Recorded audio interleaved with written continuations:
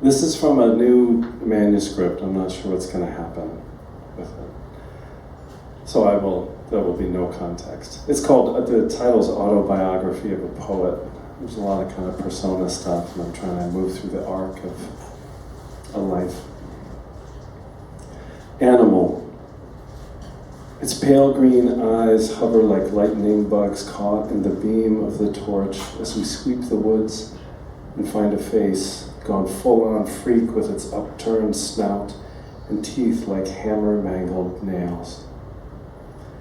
I might be nocturnal too with that mug, said Grandpa afterwards as he laid it across the workbench, encouraging me to touch its teeth as his own finger traced the delicate skin around the eyes.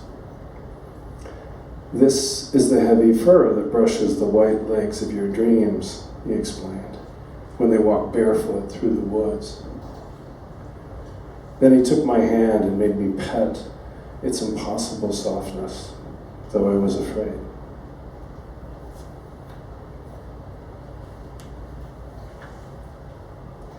Autobiography of a Poet.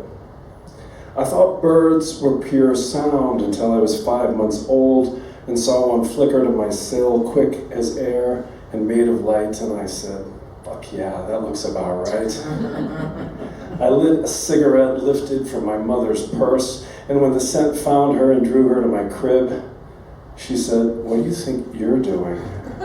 "Smoking a dart," I said. "I just met my first bird." And to punctuate the moment, I unsnapped 2 snaps of my terry cloth onesie and let the cool April morning lap my impossibly soft skin and brush the little lilac puffs of my nipples. Then I exhaled a thin vine of blue smoke that curled into the shape of a bird.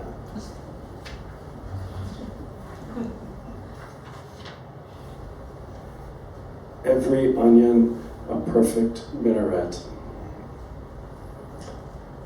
I was born a baby. Where did he go?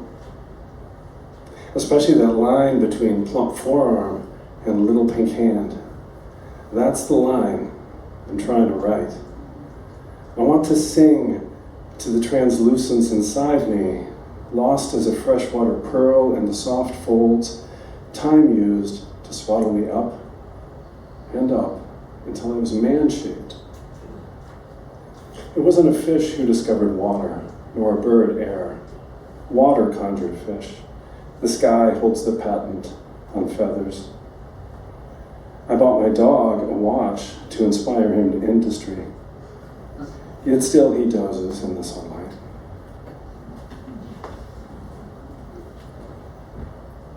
We keep trying.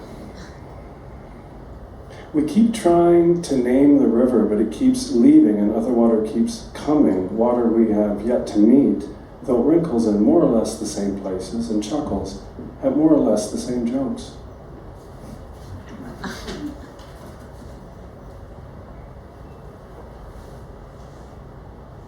The revisionist. I often tell my students, I teach high school, and there's no such thing as good writing. There's only good revision. They hate it so much when I say that. It is nice though that when you're writing poems, you can revise the past. You can do anything, And, the revisionist. When I learned I could draw a bullet back out of the body, and the ragged tunnel of its passage would fuse closed, things changed. For instance, I found I would never lack for work. At funerals, I now wait for someone to say, I would give anything to bring him back. Then I offer my services and strike the deal. Everybody thinks at first the time has somehow been reversed, but all my clients remember getting shot. It's not a thing easily forgot. The sentence of the body is left punctuated by the mark. So now I make a living by turning what seemed to be a period of permanent darkness into the friendly pause of a comma.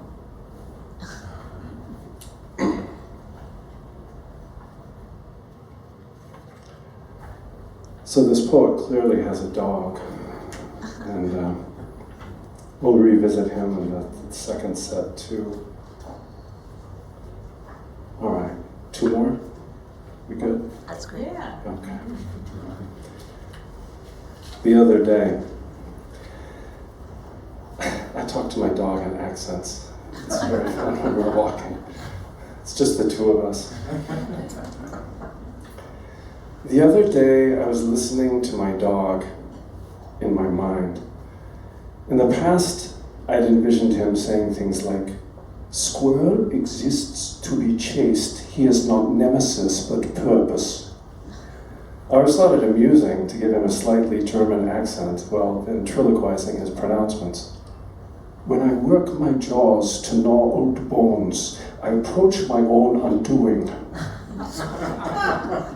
But that's not what it was when I actually began to hear him. Not at all.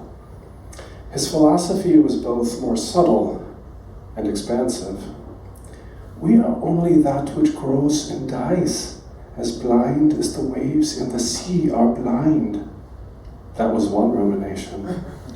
Another, "Whereas once it was dog that wandered through the mind of man, now it is man who stumbles through the mind of dog."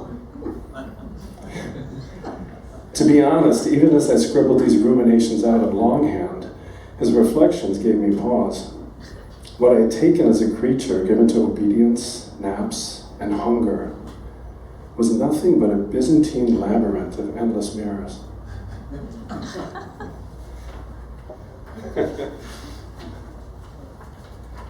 It's very intriguing to test drive. These poems are all like, it's the first time I've read most of them. I think I've read a couple of the others like twice.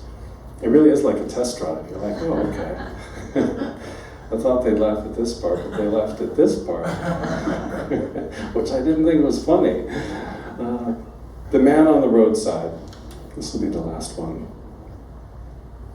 "The man on the roadside looked at me, cocked 2 fingers like a pistol, gently pressed them into my sternum and said, 'There is a place in there, untouched by space and time, where you are solid as an onion, packed with buried beauty, with translucence born of darkness, where you are quiet as a chapel, empty of all echo.'"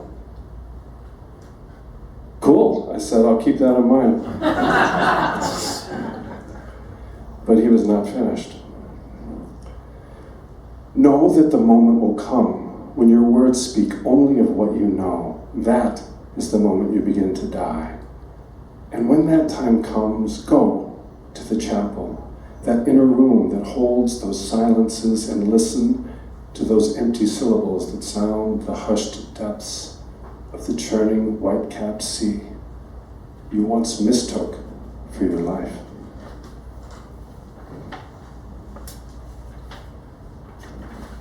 "Got it," I said. And I placed one careful hand against the muzzle of his handgun that was not a gun, and I lifted it away, and his fingers unclutched and bloomed into a pale and grasping starfish.